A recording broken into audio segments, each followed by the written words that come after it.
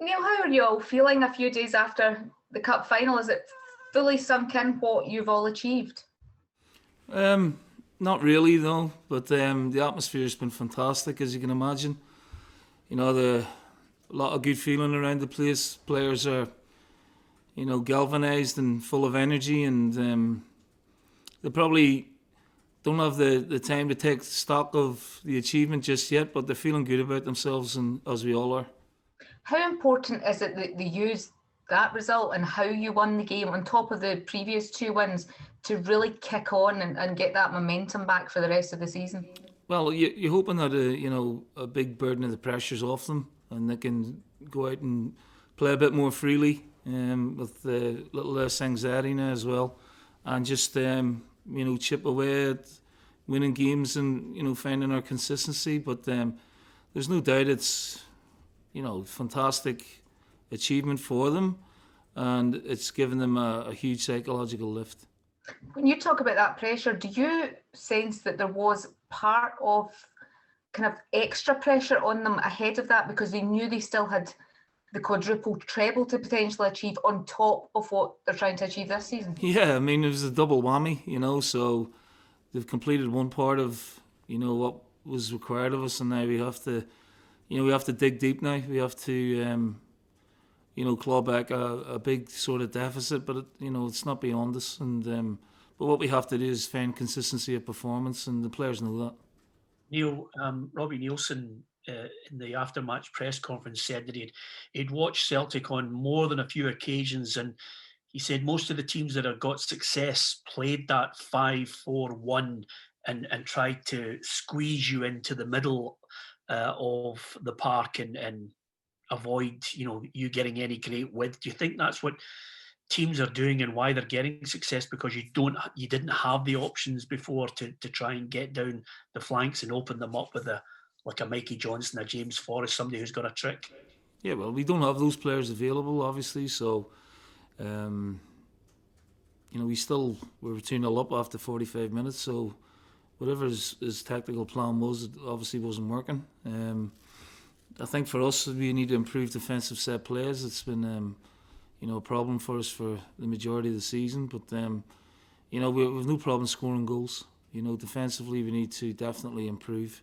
There's no question of that. But I thought we had total control of the first half, and even after Hearts got their first goal, I thought we had great chances to go 3 and 4 up. So yeah, I mean, people can say what they like about how they play against us. We know we have to improve in certain areas for us to be as successful as we can be. You mentioned that to me after the game that's your biggest task, is working on the defensive area of the side. How difficult is it to do that when the time is so short in this period? The games are coming thick and fast. I mean, what have you done to try and rectify short term that back line and the chances they're giving? It's impossible, Pete, because you just don't have it. I mean, today is the second day of recovery from Sunday, where the majority of them have played 120 minutes. So there'll still be, the delayed onset, the muscle fatigue. So you can't train them. You walk through a few things with a bit of shape, and you walk through the defensive set players and attacking set players, and that's all you can do with them really. Otherwise, you're running the risk of injury. And we still are waiting on a couple of players to declare themselves fit for tomorrow as well. Everybody looking at you in these next 3 games. It's almost as if everybody's waiting for January the 2nd, but in these next 3 games, do you feel personally as a manager yet again, you're going to walk that tightrope of pressure? Not really, no, but I think you're under pressure and under scrutiny all the time. There's been no respite this season whatsoever. I don't think our form's been as good as it can be. We've lost 1 game in the league. We've drawn too many so far. That needs to be rectified. We need to start winning some games. Disappointing European campaign, but we've won another treble, so we can park that now. That won't be in the back of the players' minds anymore, and now we can hopefully fully focus as a group on what lies ahead of us now for a change. Neil, with regards to the set pieces, Neil, Do you feel still these are individual mistakes that can be easily rectified, or is there a collective responsibility to try and resolve that? Because I mean, you look at the clean sheet record; it has been really difficult for you to keep a clean sheet, certainly since I guess the start of the autumn. Yeah, I agree with you. Basically since the first international break, we haven't really had consistency in keeping clean sheets. So, I haven't had the personnel consistently available to play them. So yeah, it can be down to individual errors, and it can also be collective. So we can't just sort of point the finger at one sort of aspect or one individual. We have to be better collectively, particularly at set plays. Far too many goals for our liking, conceded from set plays when we have plenty of height, plenty of physicality to deal with that. Have you settled on a back line? No, not really. No. And again, we'll have to. I don't think you can in a run like this anyway, Charles.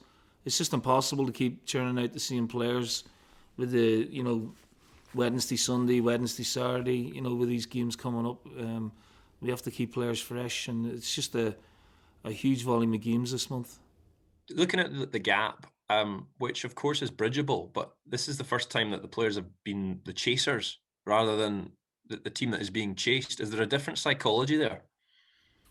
I don't think there's been any sort of different psychology this season in terms of the banging of the drum of winning the title. That's always been our priority. But maybe I'm hoping I could see some of it in their play on Sunday in the second half. Hopefully that anxiety and that sort of burden is gone now for them in terms of what we had to achieve for Sunday, and we can play a bit more freer and with a bit less pressure and just take it game by game, not looking too far ahead. Obviously, people will talk about the Rangers game on the second, but, with 3 very important games that we need to, one, win and try and play well in. How much wriggle room, if any, do you think you have, Neil, now? Not much. We've got a big gap to, close, but we have to win the games in hand. So if we do that, then we still got a bit of work to do. So not much. We can't give too much away anymore. Your old teammate John Hartson says you need a miracle to win the league. Is he right? No. I've seen comebacks before, and people have their own opinions, Cardine. It's not insurmountable whatsoever, but the way we're playing, we need to be more consistent, not just like over a run of games, but even in the individual games, we need to be more consistent. We were really good first half on Sunday and then came right off at second half for some reason, so we need to put the two halves together a lot more. Sounds like you're saying the games leading up to the Rangers games are probably must wins. Is the Rangers game more of a must not lose, just to keep yourselves roughly in there? Again, you ask me questions. We're playing, Ross County. You can ask me that before the Rangers game when it comes. There's a lot of football to be played between now and then, and everyone's sort of surmising that Rangers will win all the games, and that may not be the case. Neil, you'll need no reminder of the threat of Ross County, but with John Hughes in there now, what are you expecting? I don't know. It may be too soon for John to implement, his style of play or the way he wants the players to play. So you're right. There's a familiarity about them, obviously. We give the game away. Again, a set play and a penalty, cost us the game. But we didn't create enough chances, and that's something that we're going to have to address for tomorrow's game. Try and create more and work the goalkeeper a lot more than we did in the League Cup game. If I can, Neil, can I just look at some off the field matters in terms of the coronavirus? Obviously, there's new restrictions being put in as of Boxing Day. Hamilton this morning sadly had a case of coronavirus. Is it a worry with the talk of this new strain and how transmissible it is that Scottish football can again be more affected by this? Is that a worry for managers and like yourself? Yeah, I think it's a worry for all aspects of everyday life. It seems to be that the restrictions are being battled down again. It's a very, very difficult situation. We will just follow whatever guidelines are set in place by the government and take it from there. We were all hoping by the summertime that this time of the year would have crowds back, would have be back to almost normality, but it's certainly not the case, and it looks like it's not going to be that way for quite a considerable time yet. Neil, can I just check, how often are you being tested at the moment as players and staff? Twice a week. Is it because, the Premier League in England have reintroduced it twice a week? Do you feel that is, given that we're going to probably see an upsurge in cases, do you feel that that's sufficient, or would you like to maybe see more testing? No, I think twice a week's, plenty, and thankfully, in our bubble we've been, very clean. Whether you put that down to, good practice or a bit of fortune as well. It's only when the players have been out of the bubble really on the international teams that they've picked things up. So, the players have handled the situation very, very well in that regard. Celtic have obviously had a few cases, Neil. Looking back on it now, the players that had the virus, do you think they are fully recovered from it? Being athletes, and obviously it was a respiratory, infection and virus. Do you think that they're fully over it? That's a good question. They seem to be, Ronnie, but you just never know. I saw Steve Bruce's comments yesterday regarding, two of his players and the effect that it had on them. So that's always a concern. And we keep checking in with them, but they seem fine at the minute. Ipswich down south, sadly Paul Lambert, I think, has the virus as well as 7 others from Ipswich. They're calling for a circuit breaker over the festive period down south, just because they feel that this could get out of control. What's your thoughts on likes of that? It's not ideal, but if it's needs must, it's needs must. And again, I can't sort of call it one way or the other. I don't think it's as rife here in Scotland as it is in England, but there's always that potential that we could have an outbreak. So we have to, like everything during this pandemic, we have to go with the flow and see where it takes us. It's changing all the time, so you can't make predictions. You can't say, well, we should do this, we should do that, because it seems to be every day or every week, the government seems to be having to change their mind on things. There's new travel restrictions as well, Neil. Are you having to revisit or cancel your plans for Dubai? I think you were due to go away.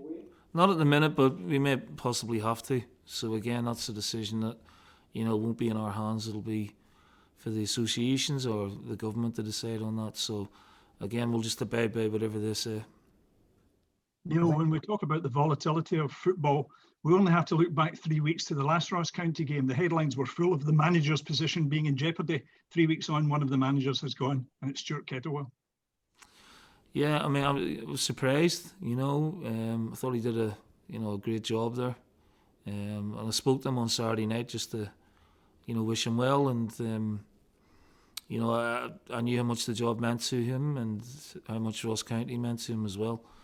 But, the one thing he guaranteed in this job is the sack at some stage, so he sort of earned his stripes and, hope he comes again. And you're right, the job is a very volatile, particularly in this day and age,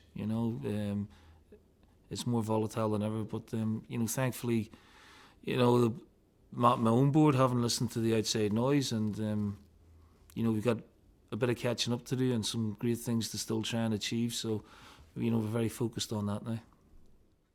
Firstly, Neil, congrats on Sunday. There was a moment that sort of got you on camera, taking it all in. How did it feel to write your name alongside some of the great Celtic managers lifting a treble? And can you use this to kick on? Yeah, I think we can use it to kick on. And for me personally, it's a lifetime achievement. To be up there with the great managers and the great players of this club, and to be the first in Scottish football to win the treble as a player and a manager is something very, very special for me. When you think of the great players and managers, over the last 120 years of Scottish football. So yeah, it's a very unique moment, but there's a lot of help along the way. So I'm not finished yet. While I'm at peace with myself, I'm not finished yet. We still have a lot of work to do. You mentioned the set pieces. What can you do to resolve this that we haven't tried already? See, listen, we've it's down to the players, individual responsibilities. And we didn't have a problem with it really last season. And even some of the deliveries that have been scored against us, the deliveries haven't been great. We've just not tracked either the first run or made the first contact or reacted to the second one. And I was really disappointed with the two we conceded on Sunday.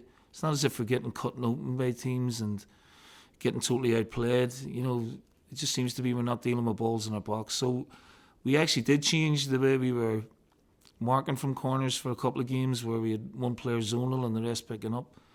You know, and that still's not working. So we may look at zonal, half man marking. But again, it's down to the players. You got to go and want to head the ball in both boxes. They need to be better at that.